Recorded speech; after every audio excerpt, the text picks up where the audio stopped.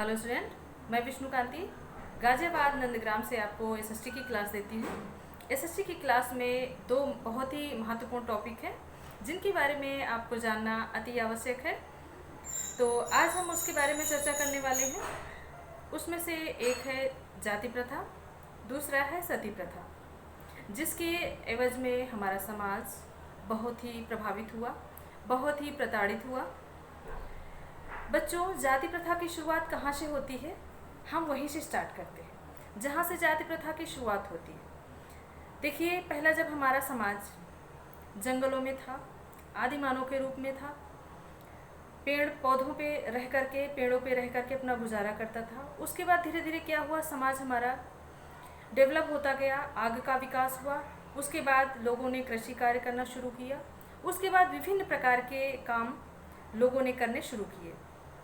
क्या होता था, कार्य के आधार पर लोगों को जाति में डिवाइड किया गया कि जो जिस काम को करता है वो उसी जाति का हो जाएगा।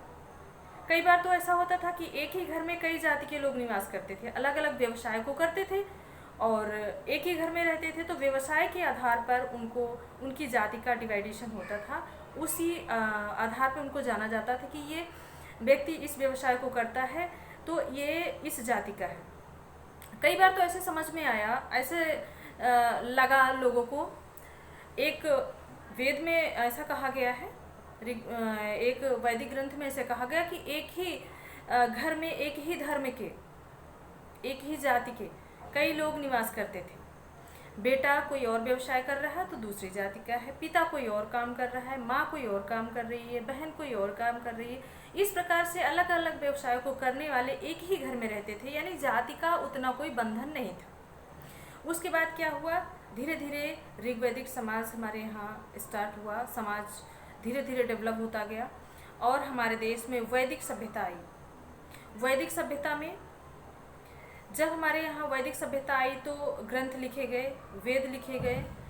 ऋग्वेद के 10वें मंडल के पुरुष सूक्त में, ऋग्वेद के 10वें मंडल के पुरुष सूक्त में 4 वर्णों का उल्लेख किया गया है। अथर्ववेद में भी 4 वर्णों का उल्लेख किया गया है। इसमें पहला है ब्रह्म के, जो निरामय ब्रह्म था उसके सर से, उसके जो सर है वहाँ से जिसकी उत्पत्ति हुई है उसको ब्राह्मण कहा गया। भुजाओं से जिसकी उत्पत्ति हुई है उसको क्षत्रिय कहा गया और उदर से यानी पेट से जिसकी उत्पत्ति हुई है उसे वैश्य कहा गया, पेट को भरण पोषण करने वाला। और चौथा है जिसकी उत्पत्ति पैरों से हुई है उसको शूद्र कहा गया, यानी वो सभी धर्मों की, सभी लोगों की सेवा करना उसका काम। वेदों का ज्ञाता ब्राह्मण होगा। इसी प्रकार से अथर्ववेद में भी 4 वर्णों की उत्पत्ति के बारे में बताया गया है। अथर्ववेद में ये भी बताया गया है कि 4 वर्ण जो हैं, उस समय पितृ प्रधान समाज था हमारा। जो व्यवसाय पिता करता था अंततः वही व्यवसाय उसका बेटा भी करने लगता था। तो धीरे धीरे ऐसे समाज डेवलप होता गया और ये समाज जन्म के आधार पर जाति का डिवाइडेशन हुआ। जन्म के आधार पर लोगों की जाति, जिस घर में उनका जन्म हुआ है उस घर के लोग जो व्यवसाय करते हैं उसी जाति का उनका हो जाएगा। जन्म के आधार पर जाति प्रथा डिवाइड हुई। और बच्चों, यही नहीं, हमारे ही देश में नहीं, जाति प्रथा ये समाज में हर एक जगह और विभिन्न देशों में भी जाति प्रथा प्रचलित थी। यूरोप में भी जाति प्रथा प्रचलित थी, लेकिन वहाँ पर प्रथम विश्व युद्ध के बाद जब वहाँ पर प्लेग की महामारी आई, लोगों की संख्या इतनी कम हो गई लोगों की संख्या कि वहाँ पे जो दास लोग होते थे, उस टाइम पे दास होते थे, तो दासों से व्यवसाय कराने में, दासों से मजदूरी कराने में उतना मुनाफा नहीं लोगों को होता था जितना मुनाफा उन्हें फ्री जो मजदूर होते थे, जो मजदूरी करने वाले लोग होते थे, उनसे उनका इतना मुनाफा होता था। तो जनसंख्या इतनी आधी रह गई थी उस टाइम पे। तो जब आधी जनसंख्या है, उनको लोगों को व्यवसाय करने वाले, मजदूरी करने वाले लोग नहीं मिल रहे थे। इस प्रकार से धीरे धीरे जाति प्रथा, तो सभी लोगों को मिलजुल करके काम को करना पड़ा, सभी लोगों को सभी काम करने पड़े उस टाइम पे। तो बच्चों इस प्रकार से वहाँ धीरे धीरे जाति प्रथा इतनी जो अहम थी, अहम रोल जाति प्रथा का था, वो धीरे धीरे समाप्त हो गया। लेकिन हमारे भारत में ऐसी कोई सिचुएशन नहीं है, यहाँ की जनसंख्या जैसी थी वैसी ही थी। तो यहाँ पे क्या हुआ, यहाँ पे जाति प्रथा का जो बोलबाला था, जो जाति प्रथा इतनी सुदृढ़ होती गई, वो ऋग्वैदिक उत्तर वैदिक काल में बहुत ही ज़्यादा जाति प्रथा प्रचलन में आई। इतना जटिल जाति प्रथा हो गई थी उस टाइम पे कि ब्राह्मण धर्म के जो लोग थे वो शूद्र अगर उस रास्ते से निकल रहा तो ब्राह्मण लोग उस रास्ते से जाना पसंद नहीं करते थे कि हम अपवित्र हो जाएंगे। जिस कुएं से पानी ब्राह्मण लोग पीते थे, उस कुएं के पास तक दास लोग जो होते थे, जो शूद्र लोग होते थे, वहां तक जा नहीं सकते थे। जाति प्रथा इतनी ज़्यादा शक्त हो गई थी। उसके बाद बच्चों, जाति प्रथा हमारे समाज में अभी भी है।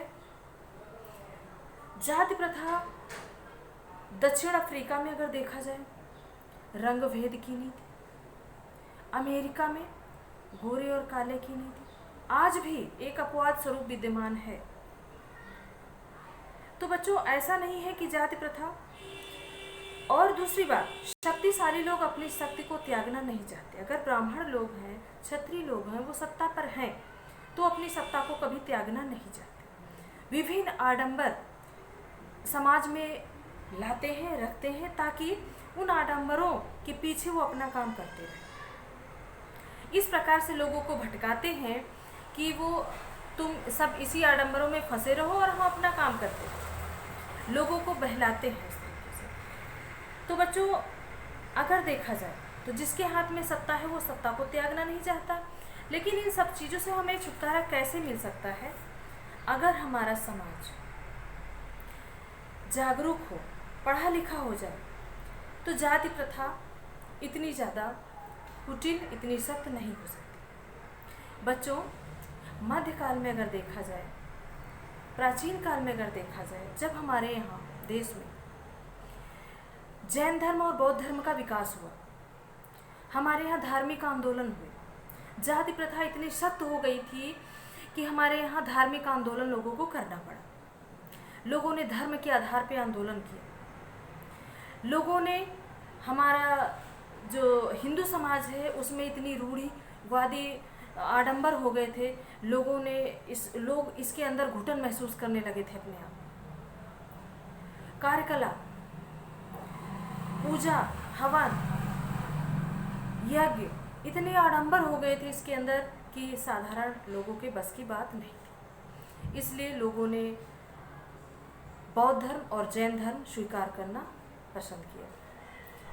जब यहाँ के बुद्धिजीवी लोगों को ये पता चला कि हमारे हिंदू धर्म के लोग विभिन्न धर्मों में पलायन कर रहे हैं, विभिन्न धर्मों को अपना रहे हैं, तब उन्होंने इसमें शुद्धिकरण शुरू किया। इसके लचीलेपन को, इसके जो आडंबर थे उनको लोगों के सामने लाया गया कि ये सब दिखावा है, ऐसा एक्चुअल में नहीं है, ये सब दिखावा है। तो इस प्रकार से लोगों को इस जाति प्रथा से लोगों को जागरूक किया गया। जाति प्रथा, कैसे हम जाति प्रथा को दूर कर सकते हैं बच्चों? पढ़ाई, अगर हम जागरूक होंगे, पढ़ना लिखना सीख जाएंगे। क्या था बच्चों, इसके पहले आप लोगों ने अंग्रेज़ों को देखा ही होगा, उनकी क्या पॉलिसी हुआ करती थी। जब लोग अंग्रेजी को पढ़ना नहीं जानते थे तब उन लोगों ने हमारे ऊपर बहुत राज किया।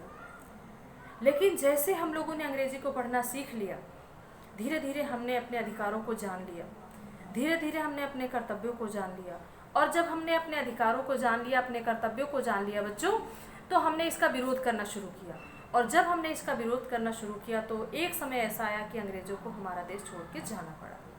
तो कोई भी चीज़ हो, कोई भी प्रथा हो, जब वो बहुत ज़्यादा सीमा से ऊपर हो जाती है तो लोग उसका विरोध करना शुरू कर देते हैं। अंत में हम यही कहना चाहेंगे कि सभी व्यक्तियों को अपनी उन्नति करने का पूर्ण अवसर मिलना चाहिए। जाति प्रथा हो या कोई भी प्रथा हो, कहते हैं ना, जब पानी सर के ऊपर आ जाता है तो लोग विरोध करते हैं और एक दिन उसकी सच्चाई सामने आ जाती है। तो जाति प्रथा की भी सच्चाई सामने आएगी। कब? जब हम लोग जागरूक हो। बीच में ऐसा हुआ एक बार, धार्मिक आंदोलन हुए, लेकिन अब हमारा देश इतना पढ़ लिख गया है, इतना समझदार हो गया है। शहरों में तो अब इतना जाति पाति को लोग नहीं मानते। धीरे धीरे गाँवों में भी ऐसा हो जाएगा। जब लोग पढ़े लिखे हो जाएंगे, समझदार हो जाएंगे, तो जाति प्रथा अपने आप ही धीरे धीरे समाप्त हो जाएगा। बच्चों, हम उम्मीद करते हैं कि आपको ये वीडियो समझ में आया होगा। जाति प्रथा के बारे में आप लोग समझ पाए होंगे। Thank you very much.